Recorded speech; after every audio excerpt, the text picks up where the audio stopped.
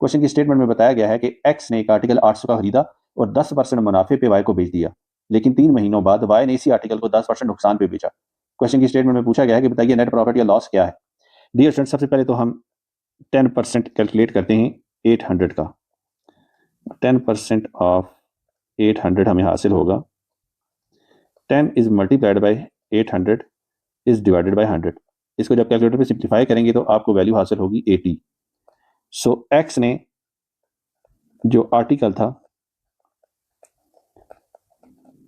Y को बेचा, 800 जो उसकी खरीद थी, जमा 10% ऑफ 800 80 जो उसको प्रॉफिट हुआ।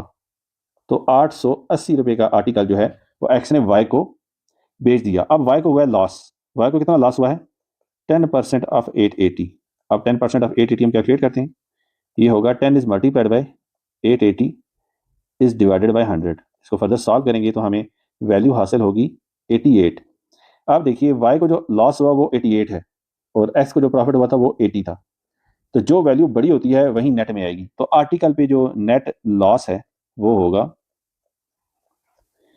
88 minus 80 is equal to 8 rupees. 8 रुपये लॉस हुआ है नेट।